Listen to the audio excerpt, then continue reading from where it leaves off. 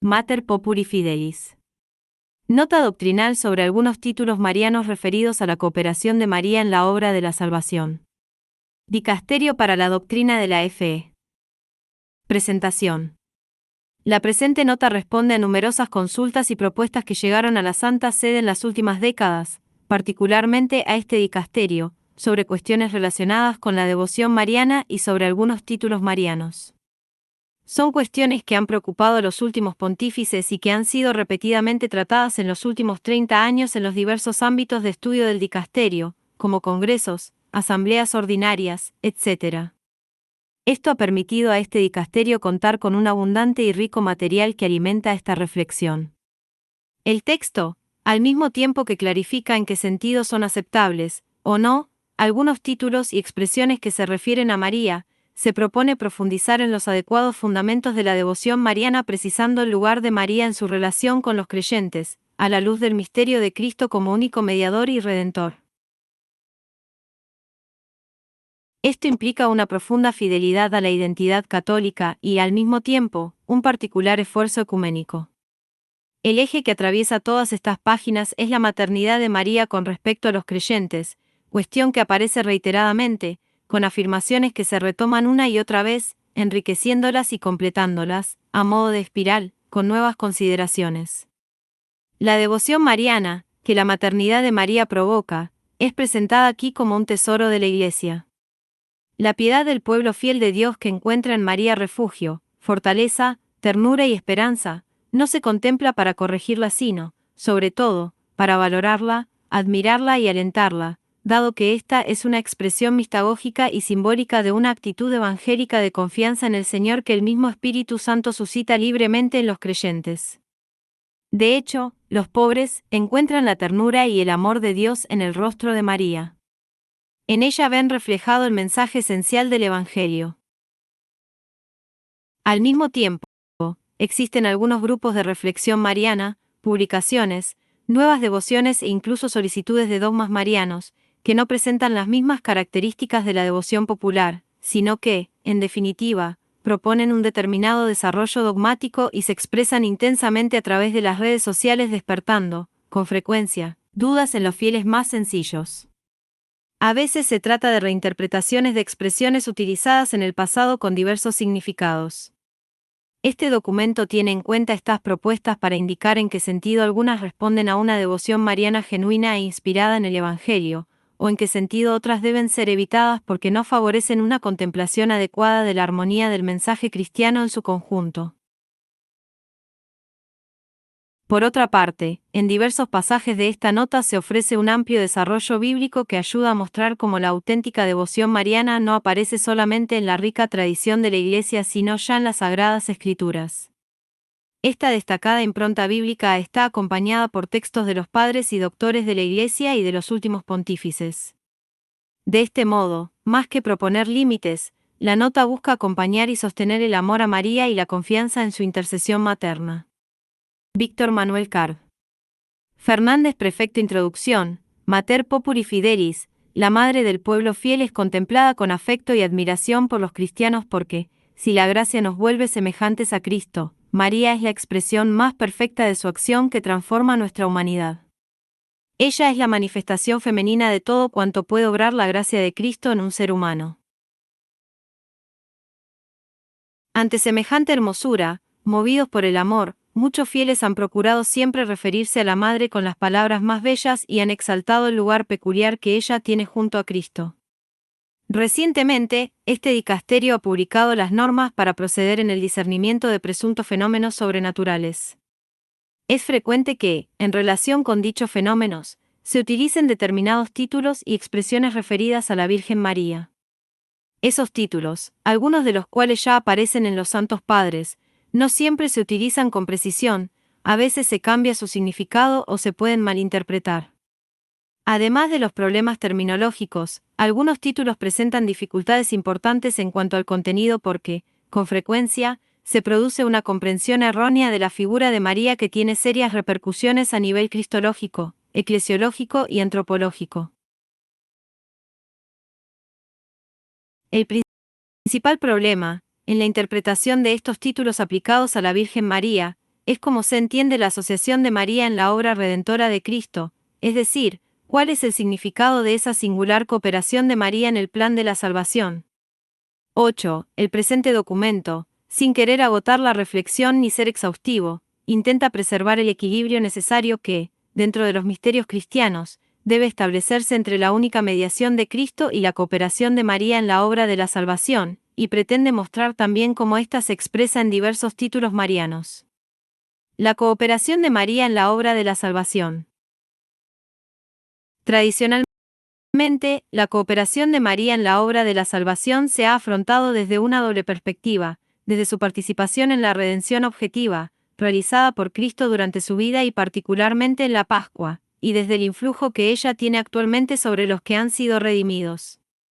En realidad, estas cuestiones están interrelacionadas y no pueden considerarse de manera aislada.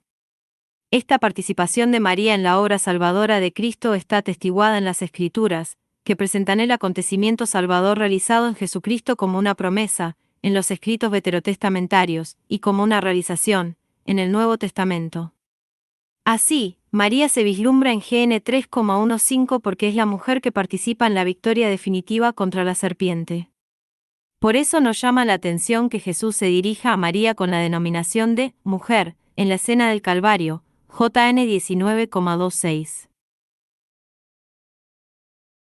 También en Caná, Jesús la llama mujer, JN 2,4, remitiendo a María y a su función, junto con él, en la hora de la cruz. Allí, en la hora, aparece la cooperación de María, que vuelve a dar el sí de la Anunciación, y en ese momento sagrado, el Evangelio pasa de colocar en los labios de Jesús la palabra mujer, JN 19,26, a presentarla como madre, JN 19,27. Cuando el Evangelio explica que, como respuesta, el discípulo que nos representa a todos la recibió, utiliza un verbo, lamban, que en el Evangelio asume el sentido de acoger, desde la fe, CFJN 1,11 a 12, 5,43 y 13,20. Es el mismo verbo que utiliza el cuarto Evangelio para expresar que la luz vino a los suyos y ellos no la acogieron, JN 1,11. Es decir, el discípulo que ocupaba nuestro lugar junto a María, la acogió como madre en la fe. Solo después de entregarnos a María como madre, Jesús reconocerá que, ya todo estaba cumplido, JN 19,28. Esta solemne alusión al cumplimiento impide interpretar el episodio de un modo superficial. La maternidad de María con respecto a nosotros forma parte del cumplimiento del plan divino que se realiza en la Pascua de Cristo. En un sentido semejante, el Apocalipsis presenta a la mujer, Ap 12,1, como madre del Mesías, CF Ap 12,5, y como madre del resto de sus hijos, Ap 12,17. Conviene recordar que María de Nazaret puede ser considerada el testigo privilegiado de los hechos de la infancia de Jesús que aparecen en los Evangelios, CFLC 1 a 2, MT 1 a 2. En el prólogo de su Evangelio, Lucas advierte a sus lectores, puesto que muchos han emprendido la tarea de componer un relato de los hechos que se han cumplido entre nosotros, como nos los transmitieron los que fueron desde el principio testigos oculares, él también decidió investigarlo todo diligentemente desde el principio, LC 1,1 a 3. Entre esos testigos oculares se destaca María, protagonista directa de la concepción, nacimiento e infancia del Señor Jesús. Lo mismo se puede decir de los relatos de la Pasión, ya que su madre estaba junto a la cruz de Jesús, JN 19,25, y esperando Pentecostés, cuando los apóstoles estaban en oración, junto con algunas mujeres y María, la madre de Jesús, HCH 1,14. En el Evangelio de Lucas, María es la nueva hija de Sión que recibe y transmite la alegría de la salvación. Lucas recoge las promesas proféticas que anunciaban la alegría mesiánica, CF Sof 3,14 a 17, SAC 9,9. En ella se cumplen las promesas que hacen saltar de gozo a Juan el Bautista, CFLC 1,41. Isabel se presenta como indigna de recibir la visita de María. ¿Quién soy yo para que me visite la madre de mi Señor? LC 1,43. Isabel no dice, ¿quién soy yo para que me visite mi Señor? Se refiere directamente a la madre, con lo cual podemos advertir la conexión inseparable entre la misión de Cristo y la de María. Isabel habla llena del Espíritu Santo, CFLC 1,41, de modo que su actitud ante María se presenta como un modelo de fe. Las siguientes palabras que ella dice, movida por el Espíritu, son: bendita tú entre las mujeres, y bendito el fruto de tu vientre. LC 1,42. Llama la atención que, bajo la acción del Espíritu, no le baste llamar bendito a Jesús, sino que también llama bendita a la Madre. Los contempla íntimamente unidos en este momento de gozo mesiánico. María aparece aquí como la feliz, por excelencia, feliz la que ha creído, a LC 1,45, se alegra mi espíritu, a LC 1,47, me llamarán feliz todas las generaciones, LC 1,48. Esto adquiere mayor importancia si se advierte que, en el Evangelio de Lucas, esta felicidad no aparece como un estado de ánimo sino como el cumplimiento de las promesas mesiánicas en los pequeños, cf. LC 6,20 a 22, que tienen una recompensa grande en el cielo, CFLC 6,23. En los primeros siglos del cristianismo, los santos padres se interesaron principalmente por la maternidad divina de María, Theotokos, por su virginidad perpetua, Ai Parthenos, su perfecta santidad, libre de pecado a lo largo de toda su vida, Panagia, y por su función de nueva Eva, concentrando en el misterio de la encarnación la reflexión sobre la asociación de María a la redención de Cristo. Sí, de María ante el saludo del arcángel San Gabriel, para que el Verbo de Dios se hiciese carne en su vientre, CFLC 1,26 a 37, da al ser humano la posibilidad de ser divinizado. Por eso, San Agustín llama a la Virgen, cooperadora, en la redención, subrayando tanto la acción de María junto a Cristo como su subordinación a Él, porque María coopera con Cristo para que nazcan, en la Iglesia los fieles, y, por eso, la podemos llamar Madre del pueblo fiel. Durante el primer milenio, la reflexión sobre la Virgen María en la Iglesia remite a la liturgia. La gran y rica diversidad de las tradiciones litúrgicas del Oriente cristiano quiso ser un eco fiel de las Sagradas Escrituras, de los concilios y de los padres de la Iglesia. La Lex Orandi, que se transformó en Lex Credendi, configura la Mariología oriental desde la etnografía, la iconografía y la piedad popular.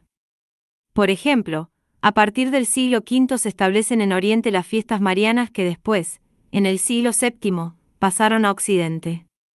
La participación de la Madre de Dios en la obra de la salvación se conmemora no solo en las anáforas y liturgias eucarísticas de las iglesias orientales sino, sobre todo, a través de los textos himnográficos utilizados en las horas canónicas, presentes en las diversas tradiciones litúrgicas del Oriente cristiano.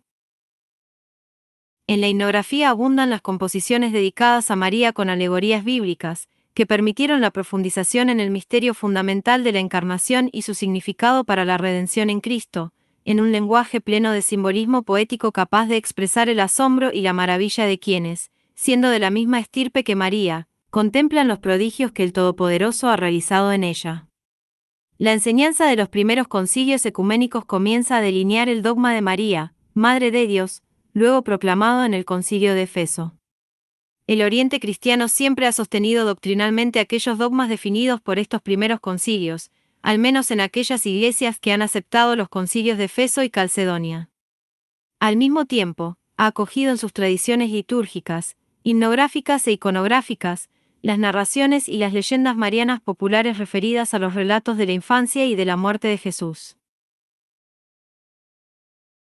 Estos relatos buscan alimentar la piedad del pueblo de Dios, dando voz al lirismo de las imágenes poéticas, que no tienen otro objetivo que despertar el asombro. Esa veneración a la Madre de Dios se manifiesta, también, por medio de la iconografía que ofrece una imagen visual de María y del Verbo encarnado. Es significativo que las iconografías tradicionales de esas iglesias, vinculadas a los concilios de Efeso y Calcedonia, representen a María mayoritariamente como Theotokos, y fuesen creadas para contemplar en ellas a la Virgen Madre que presenta al mundo y abraza a su Hijo, el niño Jesús, mientras intercede por la humanidad ante su Hijo. Así, la iconografía mariana oriental, como querigma y recordatorio visual de la teología de los primeros concilios y de los santos padres a todo color, quiere ser una traducción visual de los títulos específicos que se aplican a la Virgen. Por eso los iconos tienen que leerse desde la liturgia y desde los himnos. María no es objeto de un culto que viene colocado junto a Cristo, sino que se inserta en el misterio de Cristo a través de la encarnación. Ella es el icono en el que se venera a Cristo mismo. Ella es la Theotokos, la Virgen Madre que presenta a su Hijo Jesús, el Cristo, y es, al mismo tiempo, la doctrina que muestra, señalando con su mano, el único camino que es Cristo.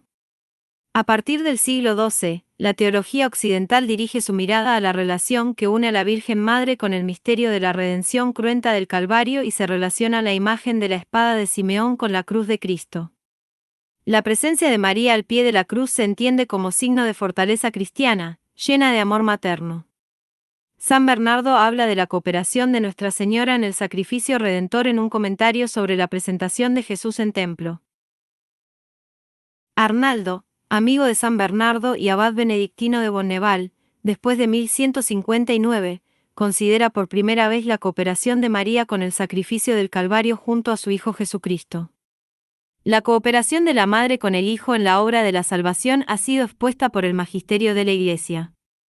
Como dice el Concilio Vaticano II, con razón, pues, creen los santos padres que Dios no utilizó a María como un instrumento puramente pasivo, sino que ella colaboró por su fe y obediencia libres a la salvación de los hombres. Esta asociación de la Virgen está presente tanto en la vida terrena de Jesucristo, concepción, nacimiento, muerte y resurrección, como en el tiempo de la Iglesia.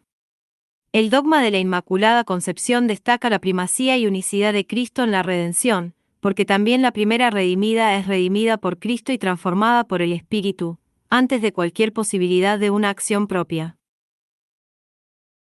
Desde esta especial condición de primera redimida por Cristo, de primera transformada por el Espíritu Santo, es como María puede cooperar más intensa y profundamente con Cristo y con el Espíritu, convirtiéndose en prototipo, modelo y ejemplo de lo que Dios quiere realizar en cada persona redimida.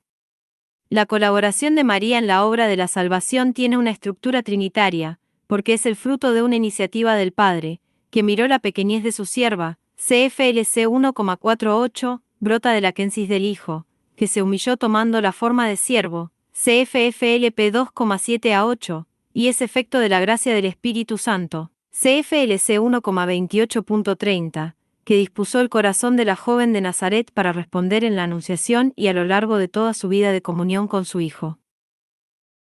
San Pablo VI enseñaba que, en la Virgen María todo es referido a Cristo y todo depende de Él. Por Él, Dios Padre la eligió desde toda la eternidad como Madre toda santa y la adornó con dones del Espíritu Santo que no fueron concedidos a ningún otro. El sí de María no es una simple condición previa a algo que podría haberse llevado a cabo sin su consentimiento y colaboración. Su maternidad no es simplemente biológica y pasiva, sino que es una maternidad, plenamente activa, que se une al misterio salvífico de Cristo como instrumento querido por el Padre en su proyecto de salvación. Ella es la garantía de que Él, en cuanto nacido de mujer, Ga 4,4, es auténtico hombre, pero ella es también, desde la proclamación del dogma de Nicea, la Theotokos, la que da luz a Dios. Títulos referidos a la cooperación de María en la salvación. Entre los títulos con los que se ha invocado a María: Madre de la Misericordia, Esperanza de los pobres, Auxilio de los cristianos, Socorro, Abogada, etc. Hay algunos que hacen referencia, en mayor medida, a su cooperación en la obra redentora de Cristo, como por ejemplo corredentora y mediadora. Corredentora. El título de corredentora aparece en el siglo XV como corrección a la invocación de redentora, abreviación de Madre del Redentor, que María venía recibiendo desde el siglo X. San Bernardo asigna a María un papel al pie de la cruz que da lugar al título de corredentora que aparece por primera vez en un himno anónimo del siglo XV en Salzburgo. Aunque la denominación de redentora se había mantenido durante los siglos XVI y XVII, desapareció totalmente en el XVIII para ser sustituida por corredentora. La investigación teológica de la cooperación de María en la redención, durante la primera mitad del siglo XX, llevó a ahondar más en el contenido del título de corredentora.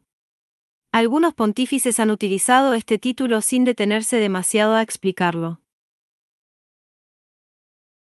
Generalmente lo han presentado de dos maneras precisas, en relación con la maternidad divina, en cuanto María como madre ha hecho posible la redención realizada en Cristo, o bien en referencia a su unión con Cristo junto a la cruz redentora. El Concilio Vaticano II evitó utilizar el título de corredentora por razones dogmáticas, pastorales y ecuménicas. San Juan Pablo II lo utilizó, al menos en 7 ocasiones, relacionándolo especialmente con el valor salvífico de nuestro dolor ofrecido junto al de Cristo, al cual se une María sobre todo en la cruz.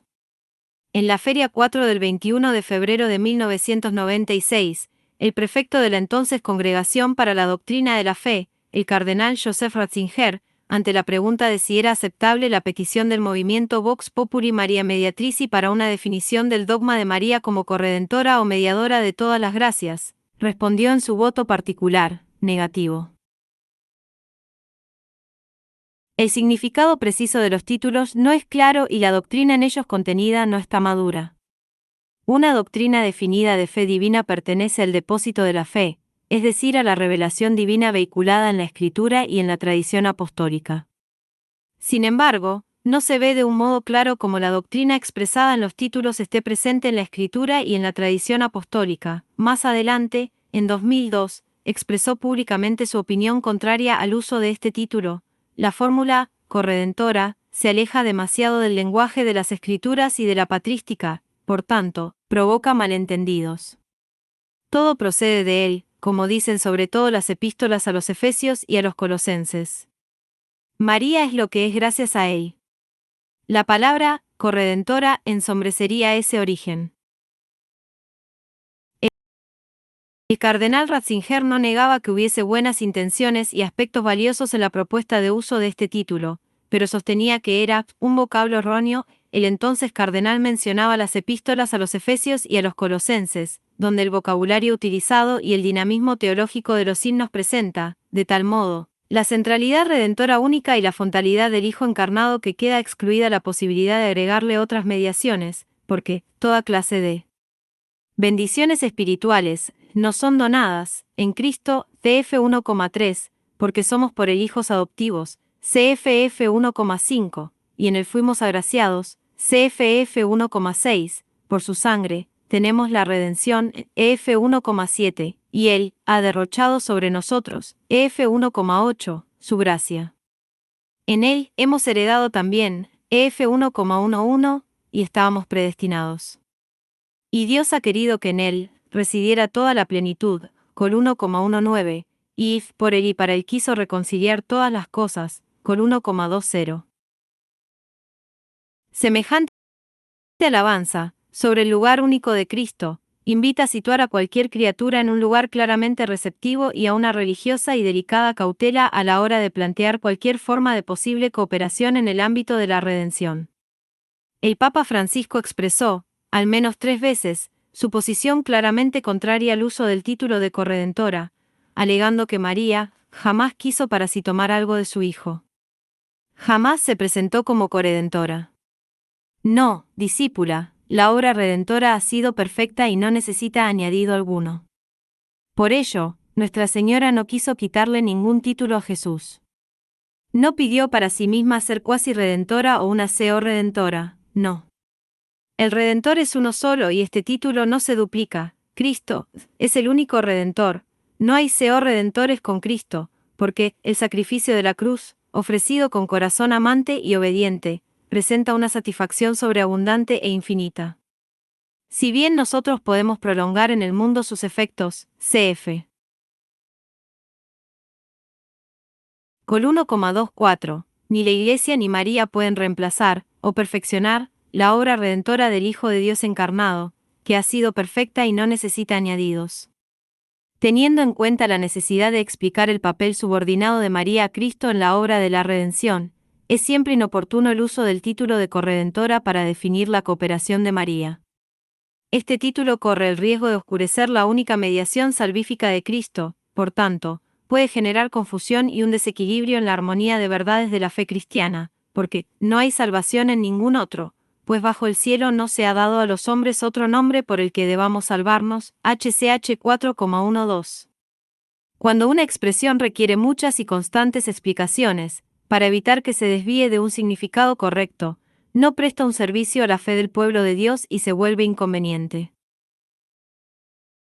En este caso, no ayuda a ensalzar a María como la primera y máxima colaboradora en la obra de la redención y de la gracia, porque el peligro de oscurecer el lugar exclusivo de Jesucristo, Hijo de Dios hecho hombre por nuestra salvación, único capaz de ofrecer al Padre un sacrificio de valor infinito, no sería un verdadero honor a la Madre.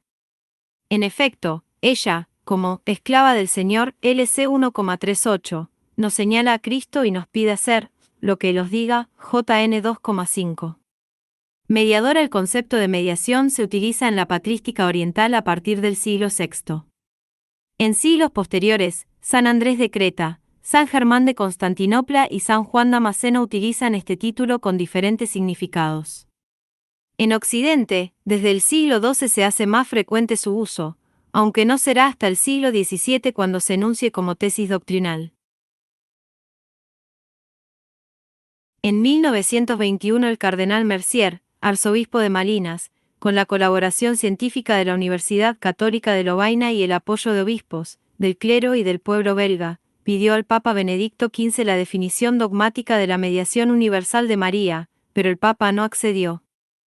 Solo aprobó una fiesta con la misa propia y el oficio de María Mediadora.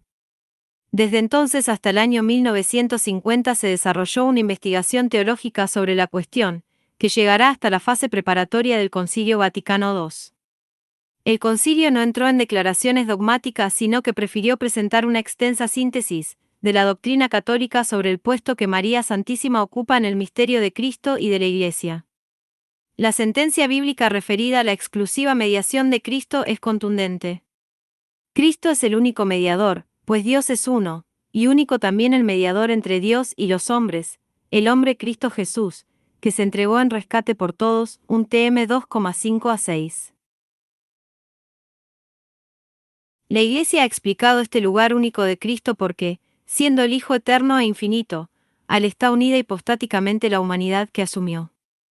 Este lugar es exclusivo de esa humanidad y las consecuencias que de ello se derivan solo pueden aplicarse a Cristo.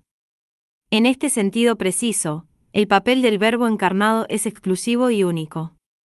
Ante tal claridad en la palabra revelada, se requiere una especial prudencia en la aplicación de esta expresión, mediadora, a María.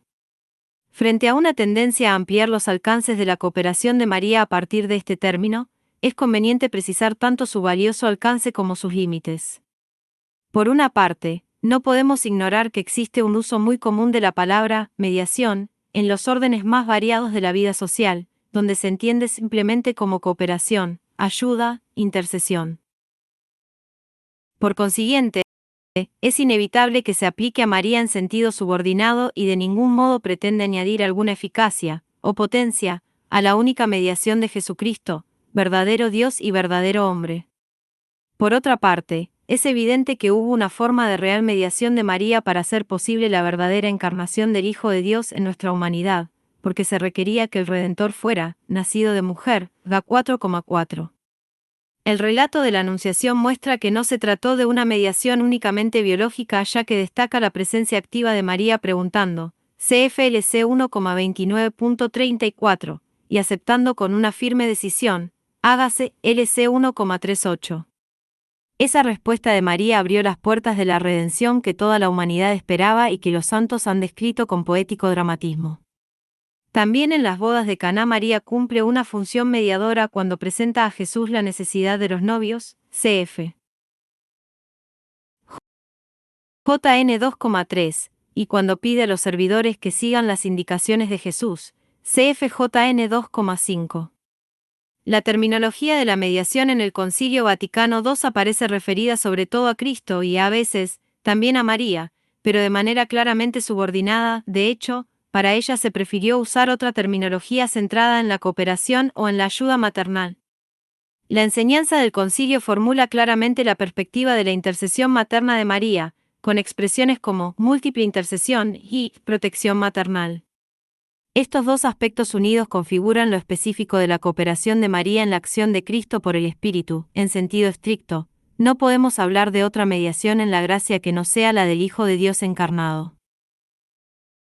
Por eso, necesario recordar siempre, y no oscurecer, la convicción cristiana que debe ser firmemente creída, como dato perenne de la fe de la Iglesia, la proclamación de Jesucristo, Hijo de Dios, Señor y único Salvador, que en su evento de encarnación, muerte y resurrección ha llevado a cumplimiento la historia de la salvación, que tienen en su plenitud y su centro.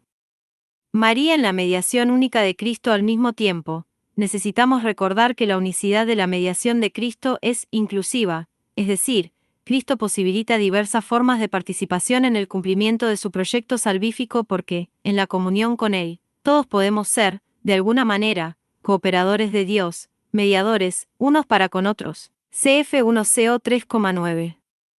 Precisamente porque Cristo tiene un poder infinitamente supremo, Él puede promover a sus hermanos para hacerles capaces de una verdadera cooperación en la realización de sus designios. El Concilio Vaticano II sostuvo que la única mediación del Redentor no excluye, sino que suscita en las criaturas una colaboración diversa que participa de la única fuente. Por ello, se debe profundizar el contenido de esta mediación participada, siempre bajo la norma del principio de la única mediación de Cristo. Es verdad que la Iglesia prolonga en el tiempo y comunica, en todas partes, los efectos del acontecimiento pascual de Cristo y que María tiene un lugar único en el corazón de la Iglesia Madre. La participación de María en la obra de Cristo resulta evidente si se parte de esta convicción de que el Señor resucitado promueve, transforma y capacita a los creyentes para que colaboren con Él en su obra. Esto no ocurre por una debilidad, incapacidad o necesidad de Cristo mismo, sino precisamente por su glorioso poder, que es capaz de asumirnos, generosa y gratuitamente, como colaboradores en su obra. Aquello que se debe destacar en este caso es, precisamente, lo siguiente, que cuando Él nos permite que le acompañemos y que, bajo el impulso de su gracia, demos lo mejor de nosotros mismos, son su propio poder y su misericordia los que, en definitiva, son glorificados. Fecundos en el Cristo glorioso, particularmente iluminador es el texto: el que cree en mí, también Él hará las obras que yo hago, y aún mayores, porque yo me voy al Padre. JN 14,12. Los creyentes, unidos al Cristo resucitado, que ha vuelto al seno del Padre, pueden realizar obras que superan los prodigios del Jesús terreno, pero siempre gracias a su unión con Cristo glorioso por la fe. Es lo que se manifestó, por ejemplo, en la admirable expansión de la Iglesia primitiva, porque el resucitado hizo partícipe a su Iglesia en esta obra suya. CFMC 16,15. De este modo su gloria no se vio disminuida, sino que se manifestó más todavía, mostrándose como un poder capaz de transformar a los creyentes, volviéndolos fecundos junto con Él. En los padres de la Iglesia esta idea encontró una peculiar expresión en el comentario a JN 7,37 a 39, porque algunos interpretaron la promesa de los ríos de agua viva como referida a los creyentes. Es decir, los propios creyentes, transformados por la gracia de Cristo, se convierten en manantiales para los demás. Orígenes explicaba que el Señor cumple lo que anunció en JN 7,38 porque hace brotar de nosotros corrientes de agua, el alma del ser humano, que esa imagen de Dios, puede contener en sí y producir de sí pozos, fuentes y ríos. San Ambrosio recomendaba beber del costado abierto de Cristo, para que abunde en ti la fuente de agua que salta a la vida eterna. Santo Tomás de Aquino lo expresaba afirmando que, si un creyente se apresura a comunicar a otros diversos dones de la gracia que recibió de Dios, de su seno fluyen aguas vivas. Si esto vale para cada creyente, cuya cooperación con Cristo se vuelve cada vez más fecunda cuanto más se deja transformar por la gracia, con mayor razón debe afirmarse de María, de un modo único y supremo. Ella es la llena de gracia, LC 1,28, que, sin poner obstáculos a la obra de Dios, dijo: He aquí la esclava del Señor, hágase en mí según tu palabra. LC 1,38. Ella es la madre que dio al mundo al autor de la redención y de la gracia, que se mantuvo firme junto a la cruz. CFJN 19,25, sufriendo junto al Hijo, ofreciendo el dolor de su corazón materno atravesado por la espada. CFLC 2,35. Ella estuvo unida a Cristo desde la encarnación hasta la cruz y la resurrección de un modo exclusivo y superior a cuanto podría ocurrir con cualquier creyente. Todo esto no por méritos propios, sino porque a ella se aplicaron plenamente de forma peculiar y anticipada los méritos de Cristo en la cruz, para gloria del único Señor y Salvador. Ella es, en definitiva, un canto a la eficacia de la gracia de Dios, de modo que cualquier reconocimiento a su hermosura remite inmediatamente a la glorificación del origen fontal de todo bien, la Trinidad. La grandeza incomparable de María está en lo que ha recibido, y en su confiada disponibilidad para dejarse invadir por el Espíritu. Cuando nos esforzamos en atribuirle a ella funciones activas paralelas a las de Cristo, nos alejamos de esa incomparable hermosura que es específica suya. La expresión, mediación participada, puede expresar un sentido preciso y valioso del lugar de María, pero inadecuadamente comprendida podría, fácilmente, oscurecerlo y hasta contradecirlo. La mediación de Cristo, que bajo algunos aspectos puede ser inclusiva o participada, bajo otros aspectos es exclusiva e incomunicable. Madre de los creyentes. En el caso de María, esta mediación se realiza en forma maternal, tal como hizo en Caná y como quedó ratificada en la cruz. Así lo explicaba el Papa Francisco: ella es la Madre. Y este es el título que recibió de Jesús, justo ahí, en el momento de la cruz, CFJN 19,25 a 27. Tus hijos, tú eres madre. Recibió el don de ser su madre y el deber de acompañarnos como madre, de ser nuestra madre. El título de madre hunde sus raíces en la Sagrada Escritura y en los Santos Padres, es propuesto por el Magisterio y la formulación de su contenido ha ido en progreso hasta la exposición del Concilio Vaticano II y la expresión maternidad espiritual en la encíclica Redemptoris Mater. Esta maternidad espiritual de María brota de su maternidad física del Hijo de Dios. Engendrando físicamente a Cristo, a partir de su aceptación libre y creyente de esta misión, la Virgen engendraba en la fe a todos los cristianos que son miembros del cuerpo místico de Cristo, es decir, engendraba al Cristo total, cabeza y miembros.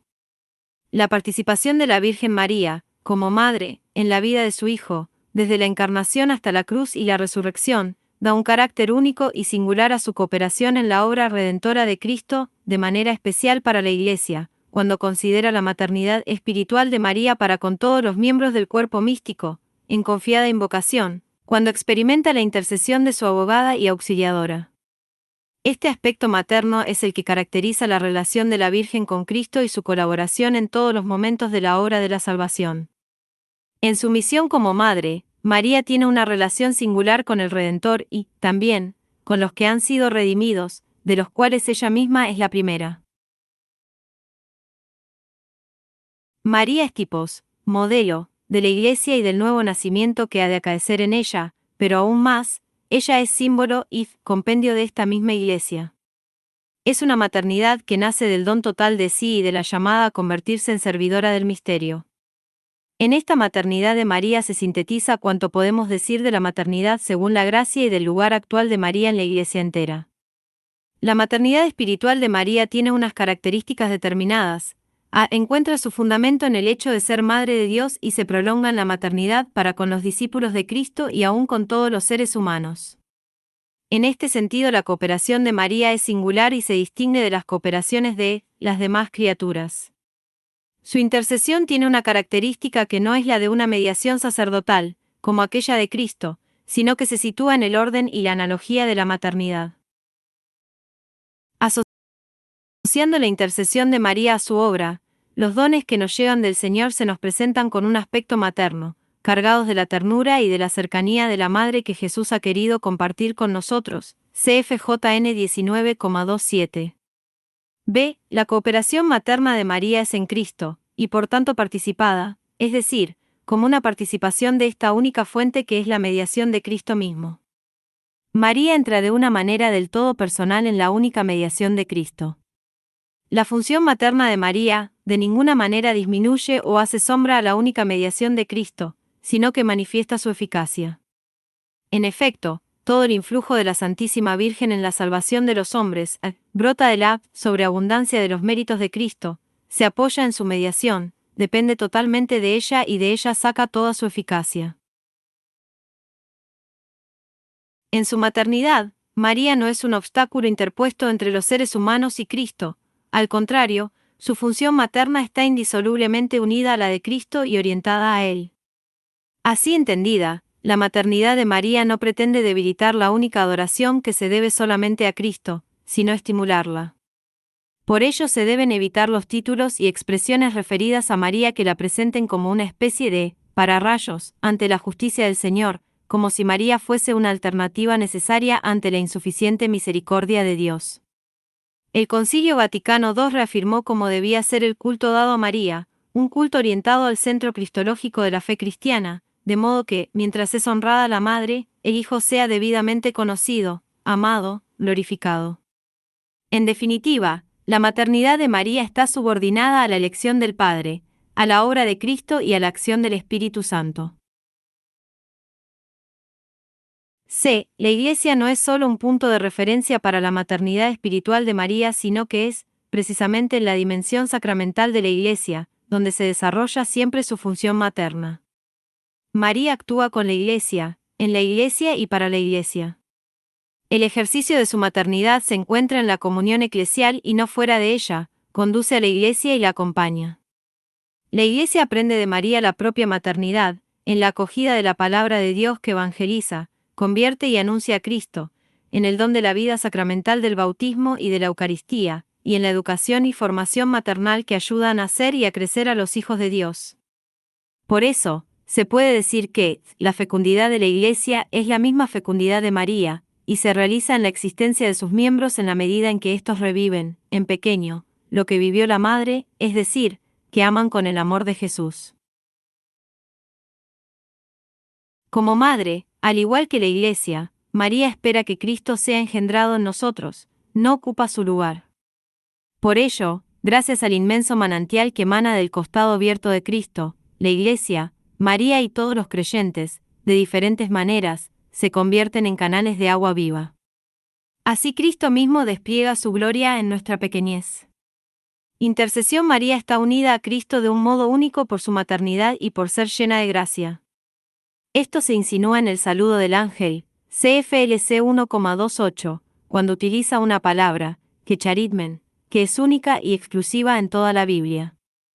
Ella, la que acogió en su vientre la fuerza del Espíritu Santo y fue Madre de Dios, se convierte, por ese mismo Espíritu, en Madre de la Iglesia. Por esa unión peculiar en la maternidad y en la gracia, su oración por nosotros tiene un valor y una eficacia que no se pueden comparar con cualquier otra intercesión. San Juan Pablo II relacionaba el título de mediadora con esta función de intercesión materna. Porque ella se pone en medio, o sea, hace de mediadora no como una persona extraña, sino en su papel de madre, consciente de que como tal puede, más bien, tiene el derecho de, hacer presente al Hijo las necesidades de los hombres. La fe católica lee en las Escrituras que quienes están junto a Dios en el cielo pueden seguir realizando estos actos de amor, intercediendo por nosotros y acompañándonos. Vemos, por ejemplo, que los ángeles son espíritus servidores con la misión de asistir a los que han de heredar la salvación, HB 1,14. Se habla de misiones cumplidas por ángeles, CFTB 5,4, 12,12, HCH 12,7 a 11, AP 8,3 a 5.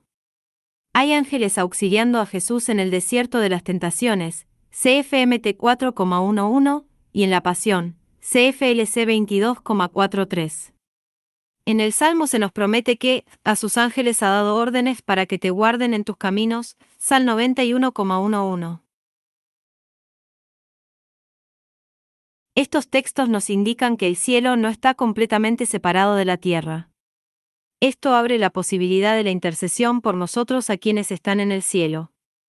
El libro de Zacarías nos presenta un ángel de Dios que dice: Señor del universo, ¿hasta cuándo seguirás sin compadecerte de Jerusalén y de las ciudades de Judá contra las que te enojaste durante 70 años? Z 1,12.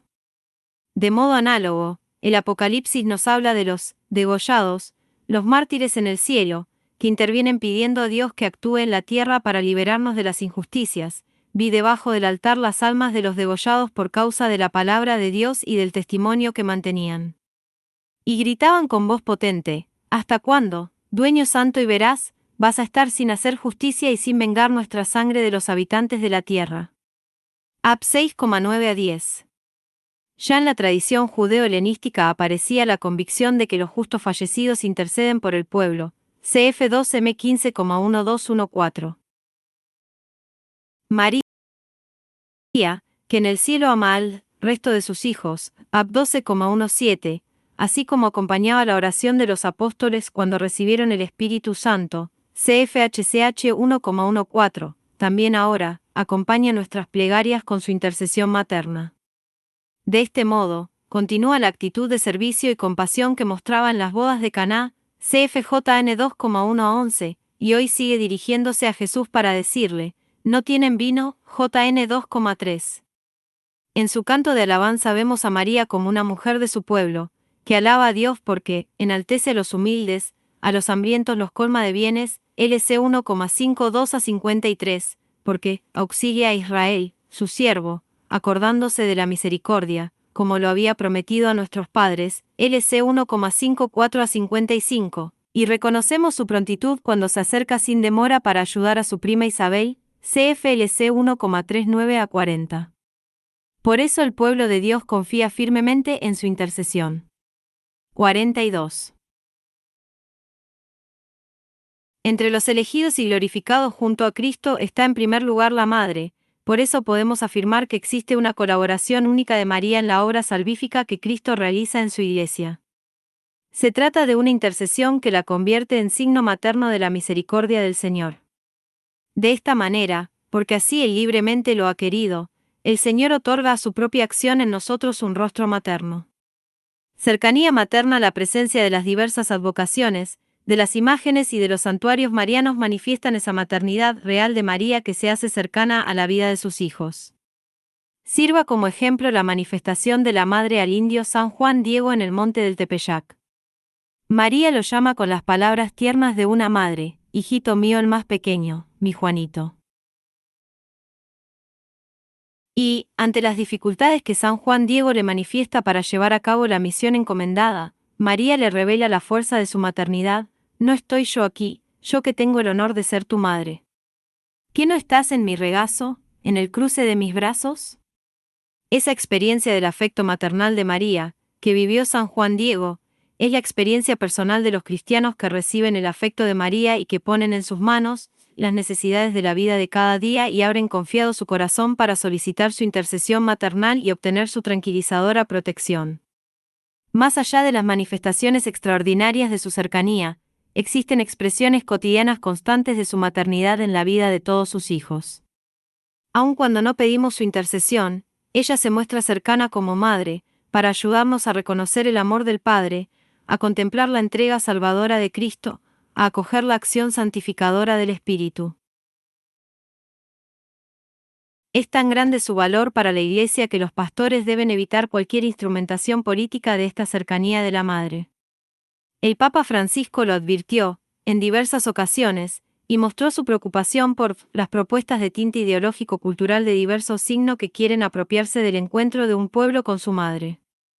Madre de la Gracia. Este sentido de Madre de los creyentes permite hablar de una acción de María también en relación con nuestra vida de la gracia. Pero conviene advertir que ciertas expresiones, que pueden ser teológicamente aceptables, fácilmente se cargan de un imaginario y un simbolismo que transmite, de hecho, otros contenidos menos aceptables. Por ejemplo, se presenta a María como si ella tuviera un depósito de gracia separado de Dios, donde no se percibe tan claramente que el Señor, en su generosa y libre omnipotencia, ha querido asociarla a la comunicación de esa vida divina que brota de un único centro que es el corazón de Cristo, no de María. 97. También es frecuente que ella sea presentada o imaginada como una fuente de donde emana toda gracia. Si se tiene en cuenta que la inhabitación trinitaria, gracia increada, y la participación de la vida divina, gracia creada, son inseparables, no podemos pensar que este misterio pueda estar condicionado por un paso a través de las manos de María.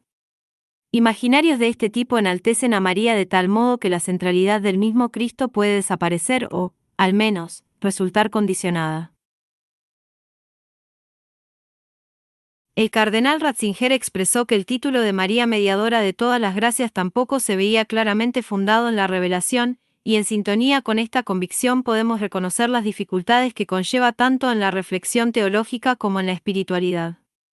Para evitar estas dificultades, la maternidad de María en el orden de la gracia debe entenderse como dispositiva. Por una parte, por su carácter de intercesión, ya que la intercesión materna es expresión de esa protección maternal que permite reconocer en Cristo el único mediador entre Dios y los hombres.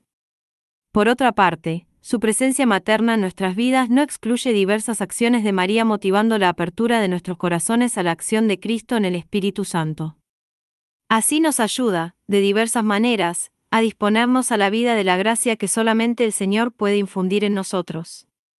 Nuestra salvación es obra solo de la gracia salvadora de Cristo y no de algún otro. San Agustín afirmaba que este reino de muerte lo destruye en cada ser humano solo la gracia del Salvador, y lo explicaba claramente con la redención del hombre injusto. ¿Quién querría morir por un injusto, por un impío, si no solo Cristo, tan inocente como para poder justificar incluso a los injustos? Por lo tanto, hermanos míos, no tuvimos obra meritoria, sino solo de méritos. Pero aunque las obras de los hombres eran tales, su misericordia no los abandonó y, en lugar del castigo debido, les otorgó la gracia que no merecían, para rescatarnos, no a precio de oro ni de plata, sino a precio de su sangre derramada. Por eso, cuando Santo Tomás de Aquino se pregunta si alguien puede merecer para otro, responde que, solo Cristo puede merecer para otro la gracia primera. Ningún otro ser humano puede merecerla en sentido estricto, de condigno, y en este punto no cabe duda alguna. Nadie puede ser justo sino aquel a quien se comunican los méritos de la pasión de nuestro Señor Jesucristo. También la plenitud de gracia de María existe porque ella la recibió gratuitamente, antes de cualquier acción suya, en atención a los méritos de Jesucristo Salvador del género humano. Solo los méritos de Jesucristo, entregado hasta el fin, son los que se nos aplican en nuestra justificación, que, puesto que tiene por término el bien eterno de la participación divina, es una obra más excelente que la creación del cielo y la tierra.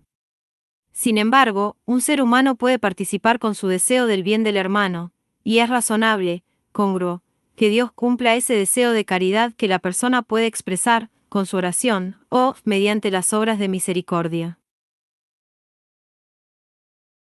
Es verdad que este don de la gracia solo puede ser derramado por Dios, ya que excede toda proporción de nuestra naturaleza, y existe una distancia infinita entre nuestra naturaleza y su vida divina.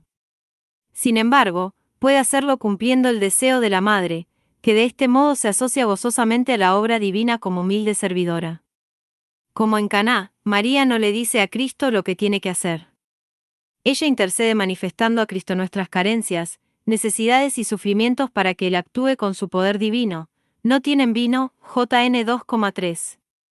También hoy ella ayuda a disponernos para la acción de Dios, haced lo que Él os diga, JN 2,5. Sus palabras no son una simple indicación, sino que se convierten en verdadera pedagogía materna que introduce a la persona, bajo la acción del Espíritu, en el sentido profundo del misterio de Cristo. María escucha, decide y actúa para ayudarnos a abrir nuestra existencia a Cristo y a su gracia, porque Él es el único que obra en lo más íntimo de nuestro ser. Allí donde solo Dios puede llegar, como nos recuerda el Catecismo, la gracia santificante es, ante todo y principalmente, el don del Espíritu que nos justifica y nos santifica.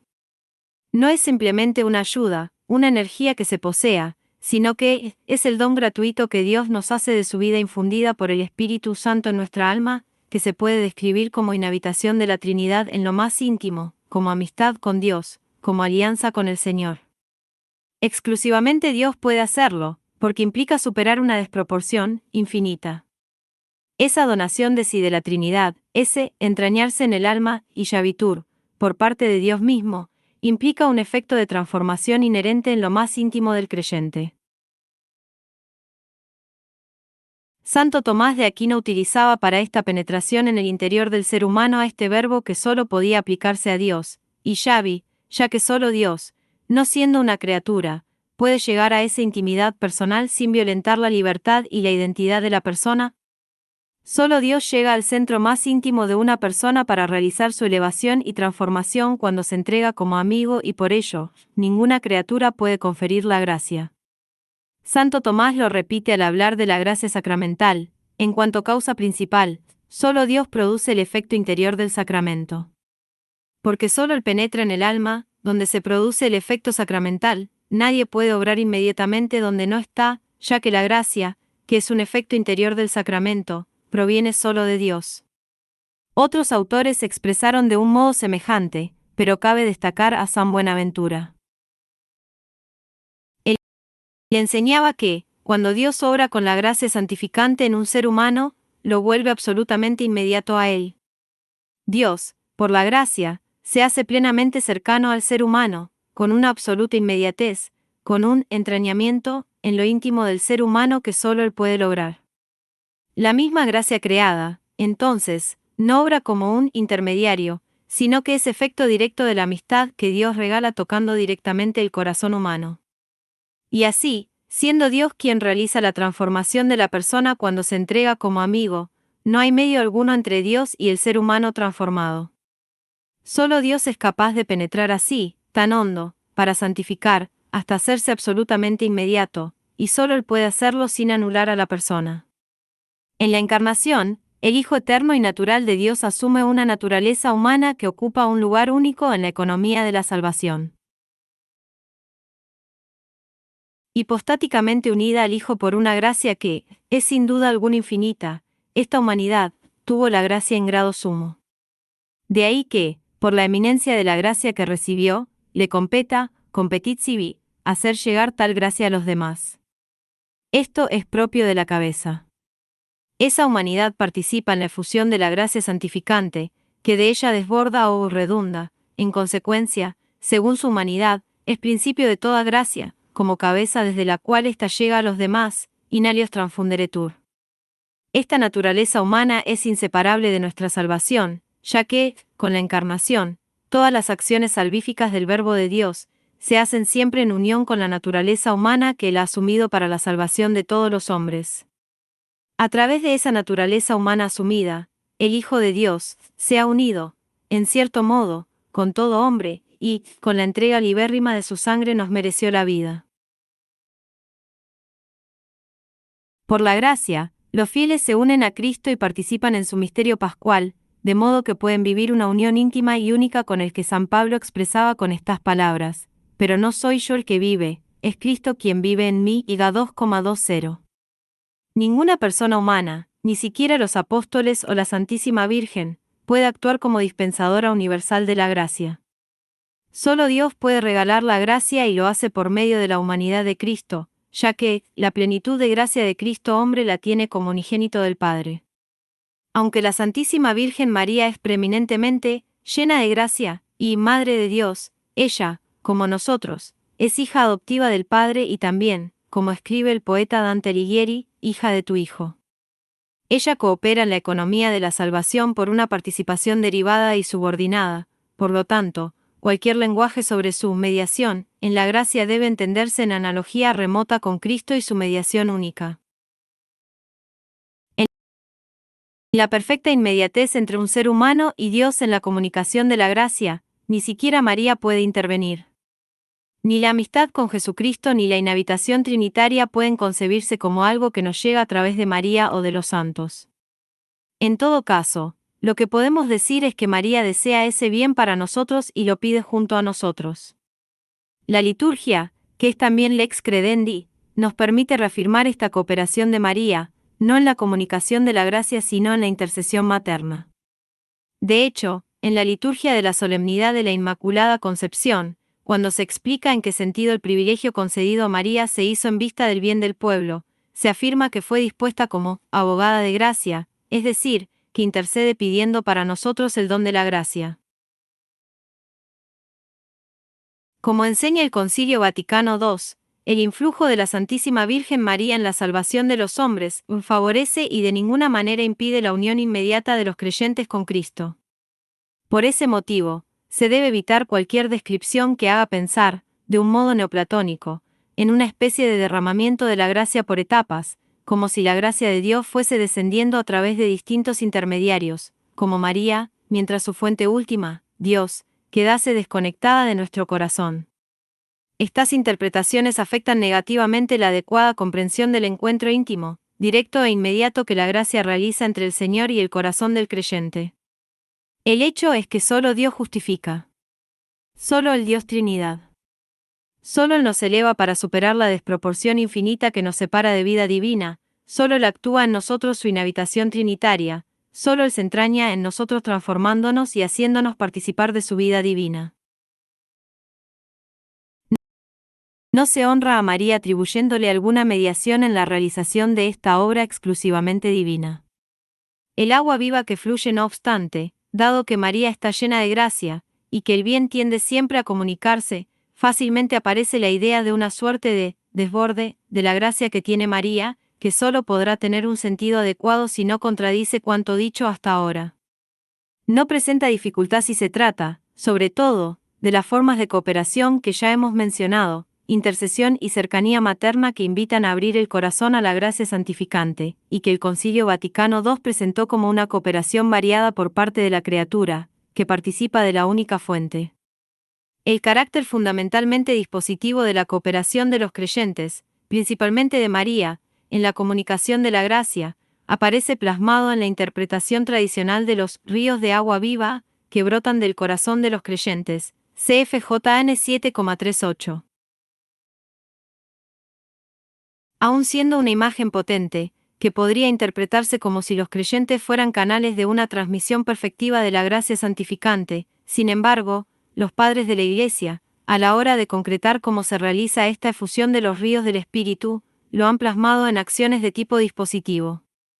Por ejemplo, la predicación, la enseñanza y otras formas de transmisión del don de la palabra revelada. Orígenes lo aplica a la ciencia de las Escrituras o a la percepción de sus sentidos espirituales. Para San Cirilo de Alejandría este desborde de aguas es la enseñanza de los misterios de la fe, la pura mistagogía, en su sentido profundo, que no es meramente intelectual sino de disposición o preparación de toda la persona. San Cirilo de Jerusalén sostiene que es la enseñanza de la Escritura cuando lleva a la luz. San Juan Crisóstomo se refiere a la sabiduría de Esteban o a la autoridad de la palabra de Pedro. San Ambrosio afirma, estos son los ríos que escuchan con sus oídos la palabra de Dios, y hablan, para infundir la palabra en los corazones de cada uno, y lo aplica de esta manera, que el agua de la doctrina celestial fluya, que la savia de la palabra del Señor impregne, rocíe, los corazones de cada uno. También para San Jerónimo el agua es la enseñanza del Salvador, como para San Gregorio Magno, que enseña además que es una voluntad piadosa para con el prójimo. Estas interpretaciones, de los ríos de agua viva que derraman los creyentes, se concentran en el conocimiento de las Escrituras y sus misterios, no se refieren, en general, a un conocimiento meramente intelectual, sino sapiencial y de iluminación del corazón para abrirse a la realidad misma de los misterios. En otros padres y doctores de la Iglesia encontramos, también, una explicación más amplia, donde se integran, además de la predicación o la catequesis, las obras que ofrecen ayuda al prójimo en sus necesidades, o un testimonio de amor. Así, San Hilario entiende los ríos de agua viva como las obras del Espíritu Santo a través de las virtudes que actúan para el beneficio del prójimo. San Agustín lo aplica a la benevolencia, con la que se desea ayudar al prójimo. En la Edad Media se continúa esta perspectiva que llega hasta Santo Tomás de Aquino, para quien los ríos de agua viva se manifiestan porque, cuando alguien se apresura a comunicar a otros diversos dones de la gracia que recibió de Dios, de su seno fluyen aguas vivas.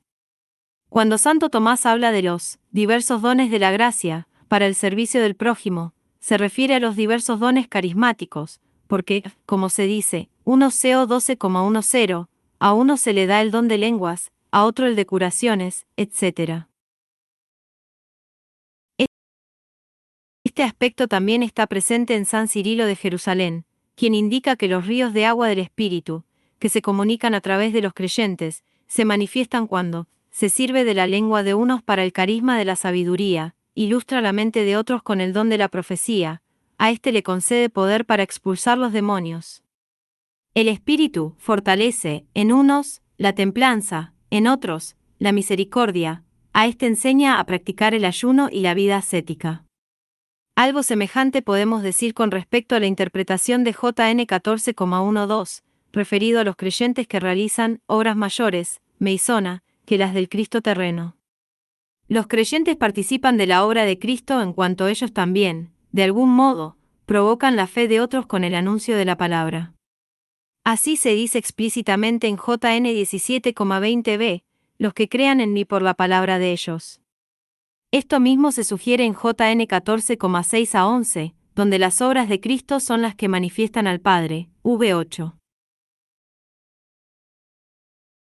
Las obras de los creyentes, concentradas en el anuncio del Evangelio por la palabra, se colocan en paralelismo con las obras de Cristo. Jesús anuncia: si habéis guardado mi palabra, también guardarán la vuestra, JN 15,20c. Y así como el que escucha la palabra de Cristo tiene vida eterna, CFJN 5,24, Jesús anuncia que otros creerán a través de la palabra de los creyentes, CFJN. Sin embargo, esto implica no solo las palabras, sino también el testimonio elocuente de los creyentes, y por eso Jesús pide al Padre que los creyentes estén unidos para que el mundo crea, JN 17,21. Amor que se comunica en el mundo. El Evangelio de Juan une estrechamente la caridad fraterna a esta comunicación del bien. En efecto, la afirmación, si me amáis, guardaréis mis mandamientos, JN 14,15, es paralela a, el que cree en mí, también él hará las obras que yo hago, JN 14,12. Cuando Cristo habla del fruto que espera de sus discípulos, termina identificándolo con el amor fraterno, cf. JN 15,16 a 17. También San Pablo, tras hablar sobre las diversas obras extraordinarias que pueden realizar los creyentes, cf 1co12, propone un camino más excelente cuando dice: ambicionad los carismas mayores, tameizona. Y aún os voy a mostrar un camino más excelente, catiperbol, el amor, 1co12,31, cf 13,1. Las obras de amor al prójimo, aun el trabajo cotidiano o el empeño por cambiar este mundo, se convierten entonces en un canal de cooperación con la obra salvífica de Cristo. En este sentido se han expresado también los últimos pontífices. San Juan 23 enseñaba que, cuando el cristiano está unido espiritualmente al Divino Redentor, al desplegar su actividad en las empresas temporales, su trabajo viene a ser como una continuación del de Jesucristo, del cual toma fuerza y virtud salvadora, extender a los demás los frutos de la redención. San Juan Pablo II entendía esta colaboración como reconstrucción, junto con Cristo, del bien que ha sido dañado en el mundo a causa de los pecados, porque el corazón de Cristo ha querido tener necesidad de nuestra colaboración para reconstruir el bien y la belleza, y esta es la verdadera reparación pedida por el corazón del Salvador.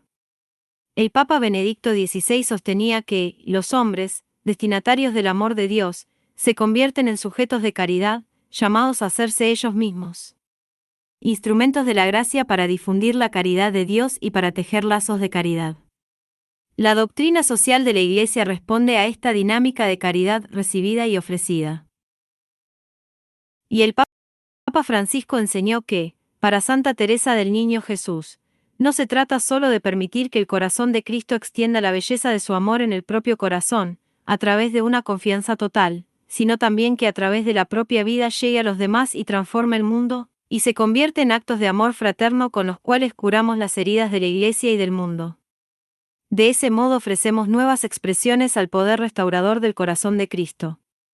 Esta es la cooperación posibilitada por Cristo y suscitada por la acción del Espíritu que, en el caso de María, se distingue de la cooperación de cualquier otro ser humano por el carácter materno que Cristo mismo le atribuyó en la cruz. Criterios. Cualquier otro modo de comprender esta cooperación de María en el orden de la gracia, especialmente si se pretende atribuir a María alguna forma de intervención o de instrumentalidad perfectiva o de causalidad segunda en la comunicación de la gracia santificante, debería prestar especial atención a algunos criterios ya insinuados en la Constitución dogmática Lumen Gentium.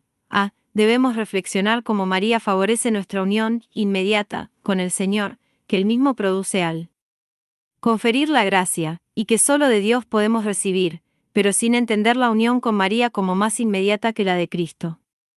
Este riesgo está presente, sobre todo, en la idea de que Cristo nos entrega a María como un instrumento o causa segunda perfectiva en la comunicación de su gracia. B. El Concilio Vaticano II ha remarcado que todo el influjo salvífico de la Santísima Virgen sobre los hombres no dimana de una necesidad ineludible, sino del divino beneplácito.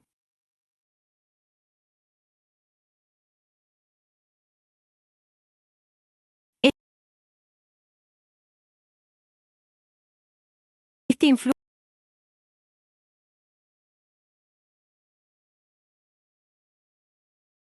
solo puede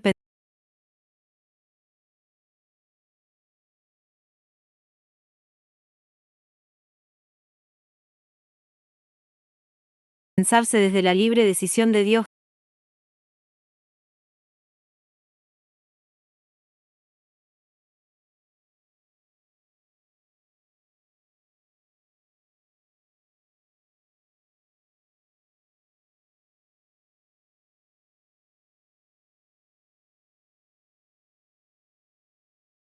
Quien, aunque su propia acción es desbordante y sobreabundante,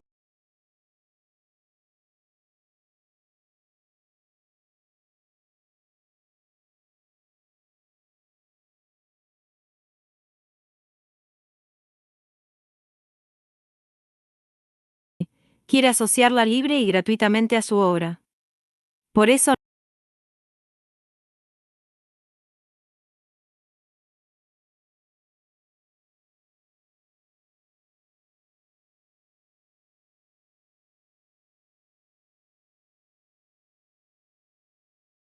no es lícito presentar la acción de María como si la necesitara para obrar la salvación. C. Debemos entender la mediación de María no como un complemento para que Dios pueda obrar plenamente, con mayor riqueza y hermosura, sino, de tal manera que no quite ni añada nada a la dignidad y a la eficacia de Cristo, único mediador. Al explicar la mediación de María se debe resaltar que Dios es el único Salvador, que aplica exclusivamente los méritos de Jesucristo, los únicos necesarios y completamente suficientes para nuestra justificación. María no reemplaza al Señor en algo que Él no haga, no quita ni añade. Si en la comunicación de la gracia ella no añade nada a la mediación salvífica de Cristo, no debe pensarse en María como instrumento primario de esa donación. Si ella acompaña una acción de Cristo, por obra del mismo Cristo, de ningún modo debe entenderse como paralela. Más bien, siendo asociada a Él es María la que recibe de su Hijo un regalo que la sitúa más allá de ella misma, porque se le concede acompañar la obra del Señor con su carácter materno.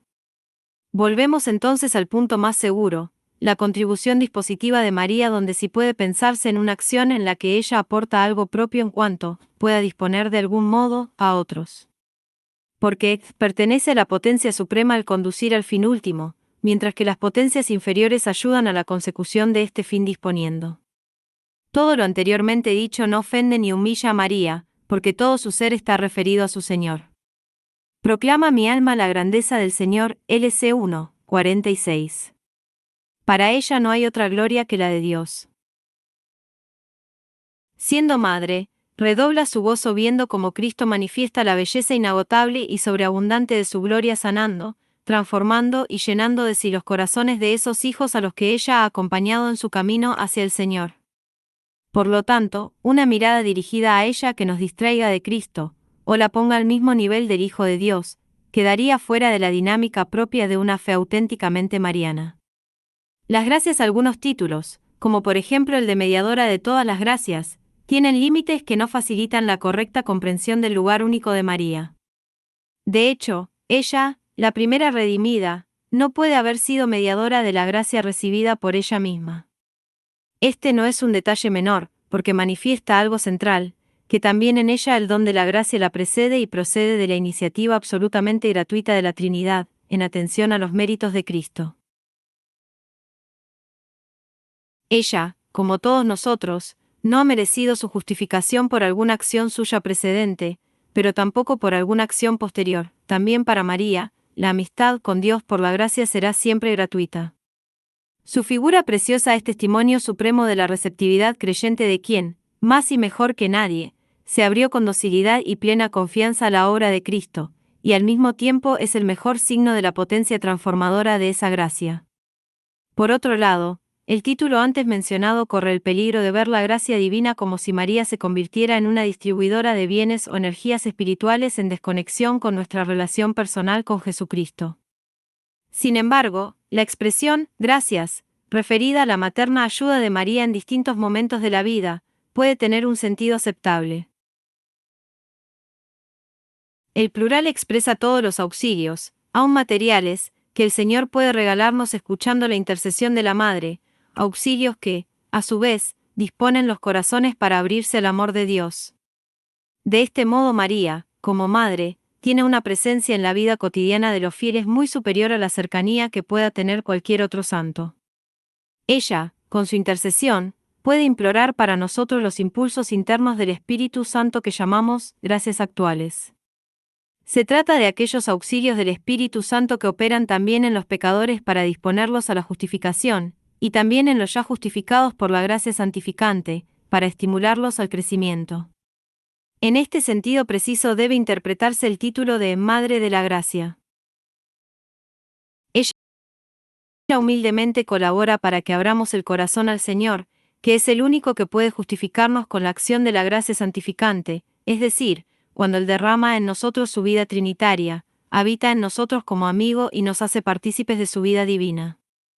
Esto es exclusivamente obra del mismo Señor, pero no excluye que, a través de la acción materna de María, puedan llegar a los fieles aquellas palabras, imágenes y estímulos diversos que les ayuden a seguir adelante en la vida, a disponer el corazón para la gracia que el Señor infunde o a crecer en la vida de la gracia, recibida gratuitamente.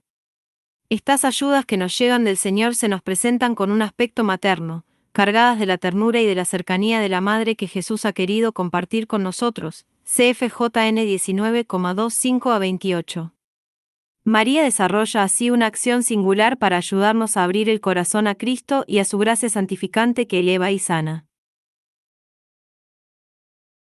Cuando ella se comunica haciendo llegar diversas mociones, estas deben entenderse siempre como estímulos para abrir nuestras vidas al único que obra en lo más íntimo de nuestro ser. Nuestra unión con María, el Concilio prefirió llamar a María Madre en el orden de la gracia, que expresa mejor la universalidad de la cooperación materna de María y que es innegable en un sentido preciso. Ella es la Madre de Cristo, que es la gracia por excelencia y el autor de toda gracia. Esta maternidad de María en el orden de la gracia, que brota del misterio pascual de Cristo, implica también que cada discípulo establece con María una relación única e irrepetible. San Juan Pablo II hablaba de una dimensión mariana de la vida de los discípulos de Cristo, que se expresa como respuesta al amor de una persona y, en concreto, al amor de la Madre. La vida de la gracia incluye nuestra relación con la Madre. La unión con Cristo por la gracia nos une al mismo tiempo a María en una relación hecha de confianza, ternura y afecto sin reservas. La primera discípula ella es, la primera discípula, la que ha aprendido mejor las cosas de Jesús. María es la primera de aquellos que, oyendo la palabra de Dios, la cumplen. LC 11,28, es la primera en colocarse entre los humildes y pobres del Señor para enseñarnos a esperar y recibir, con confianza, la salvación que solo viene de Dios. María se convertía así, en cierto sentido, en la primera discípula de su Hijo, la primera a la cual parecía decir, sígueme, antes aún de dirigir esa llamada a los apóstoles o a cualquier otra persona. CFJN 1,43. Ella es modelo de fe y caridad para la Iglesia por su obediencia a la voluntad del Padre, su cooperación a la obra redentora de su Hijo y su apertura a la acción del Espíritu Santo. Por eso dijo San Agustín que, más es para María ser discípula de Cristo que haber sido madre de Cristo. Y el Papa Francisco insistió en que, es más discípula que madre. María es, en definitiva, la primera y la más perfecta discípula de Cristo. María es, para todo cristiano, la primera que ha creído, y precisamente con esta fe suya de esposa y de madre quiere actuar sobre todos los que se entregan a ella como hijos. 183, y lo hace con un cariño lleno de signos de cercanía que les ayudan a crecer en la vida espiritual, enseñándoles a dejar que la gracia de Cristo actúe más y más. En esta relación de afecto y confianza, ella, que es la llena de gracia, enseña a cada cristiano a recibir la gracia, a conservar la gracia recibida y a meditar la obra que Dios está haciendo en sus vidas. CFLC 2,19. En el caso de presuntos fenómenos sobrenaturales, que hayan recibido un juicio positivo por parte de la Iglesia, donde aparezcan algunas de las expresiones o títulos como los anteriormente citados, se tendrá en cuenta que, en el caso que se conceda por parte del dicasterio un nihil obstat, tales fenómenos no se convierten en objeto de fe, es decir, los fieles no están obligados a darles un asentimiento de fe. Madre del pueblo fiel, María, la primera discípula, es la madre. En la cruz, Cristo nos entrega a María, y así, Él nos lleva a ella, porque no quiere que caminemos sin una madre. Ella es la madre creyente que se ha vuelto madre de todos los creyentes, y al mismo tiempo es la madre de la Iglesia evangelizadora, que nos acoge así como ha querido convocarnos Dios, no solo como individuos aislados sino como pueblo que camina. Nuestra Madre María siempre quiere caminar con nosotros, estar cerca, ayudarnos con su intercesión y su amor. Ella es la madre del pueblo fiel, que camina en medio de su pueblo, movida por una ternura amorosa, y asume sus angustias y vicisitudes. El amor se detiene, contempla el misterio, disfruta en silencio. El pueblo fiel no se aleja de Cristo, ni del Evangelio, cuando se acerca a ella, sino que es capaz de leer, en esa imagen materna, todos los misterios del Evangelio. Porque en ese rostro materno ve reflejado al Señor que nos busca, CFLC 15,4-8, que viene a nuestro encuentro con los brazos abiertos, CFLC 15,20, que se detiene frente a nosotros, CFLC 18,40, que se inclina y nos levanta contra su mejilla, CF. OS 11,4, que nos mira con amor, CFMC 10,21, y que no nos condena, CFJN 8, 11, OS 11,9. En su rostro materno muchos pobres reconocen al Señor que, derriba del trono a los poderosos y enaltece a los humildes, LC 1,52. Ese rostro de mujer canta el misterio de la encarnación. En ese rostro de la madre, traspasada por la espada, CF. LC 2,35, el pueblo de Dios reconoce el misterio de la cruz, y en ese mismo rostro, bañado por la luz pascual, percibe que Cristo está vivo. Y ella, la que recibió el Espíritu Santo en plenitud, es quien sostiene a los apóstoles en oración en el cenáculo, CFHCH 1,14. Por eso podemos decir que, en cierto modo, la fe de María, sobre la base del testimonio apostólico de la Iglesia, se convierte sin cesar en la fe del pueblo de Dios en camino. Como decían los obispos latinoamericanos, los pobres encuentran la ternura y el amor de Dios en el rostro de María. En ella ven reflejado el mensaje esencial del Evangelio. El pueblo simple y pobre no separa a la Madre gloriosa de la María de Nazaret, que encontramos en los Evangelios. Al contrario, reconoce la sencillez detrás de la gloria, y sabe que María no ha dejado de ser una de ellos. Es la que, como cualquier madre, llevó en el vientre a su hijo, le dio de mamar, lo crió con cariño con la ayuda de San José, y no le faltaron los sobresaltos y las dudas de la maternidad, CFLC 2,48-50. Es la que canta al Dios que, a los hambrientos los colma de bienes y a los ricos los despide vacíos, LC 1,53, que sufre con los novios que se quedan sin vino para su fiesta, CFJN 2,3, que sabe correr para dar una mano a su prima que la necesita, CFLC 1,39-40, que se deja lastimar, como atravesada por una espada, a causa de la historia de su pueblo, donde su hijo es signo de contradicción, LC 2,34, que comprende lo que es ser migrante o exiliado, CFMT 2,13-15, que en su pobreza solo puede ofrecer 2 pichones de paloma, CFLC 2,24, y que sabe lo que es ser despreciada por ser de la familia del pobre carpintero, CFMC 6,3-4. Los pueblos sufrientes reconocen a María caminando codo a codo con ellos y por eso buscan a su madre para implorar su ayuda. La cercanía de la madre produce una piedad mariana, popular, que tiene expresiones diversas en los distintos pueblos. Los variados rostros de María, coreano, mexicano, congoleño, italiano y tantos otros, son formas de inculturación del Evangelio que reflejan, en cada lugar de la tierra, la ternura paterna de Dios, que llega hasta las entrañas de nuestros pueblos. Contemplemos la fe del pueblo de Dios, donde multitudes de hermanos creyentes reconocen espontáneamente a María como madre, tal como Cristo mismo nos propuso en la cruz. Al pueblo de Dios le gusta peregrinar a los diferentes santuarios marianos, donde encuentra consuelo y fortaleza para salir adelante, como quien, en medio del cansancio y el dolor, recibe la caricia de su madre. La conferencia de Aparecida supo expresar con claridad y belleza el hondo valor teologal de esta experiencia. Nada mejor que terminar esta nota con esas palabras: destacamos las peregrinaciones, donde se puede reconocer al pueblo de Dios en camino. Allí, el creyente celebra el gozo de sentirse inmerso en medio de tantos hermanos, caminando juntos hacia Dios que los espera. Cristo mismo se hace peregrino, y camina resucitado entre los pobres. La decisión de partir hacia el santuario ya es una confesión de fe, el caminar es un verdadero canto de esperanza, y la llegada es un encuentro de amor. La mirada del peregrino se deposita sobre una imagen que simboliza la ternura y la cercanía de Dios. El amor se detiene, contempla el misterio, lo disfruta en silencio. También se conmueve, derramando toda la carga de su dolor y de sus sueños. La súplica sincera, que fluye confiadamente, es la mejor expresión de un corazón que ha renunciado a la autosuficiencia, reconociendo que solo nada puede.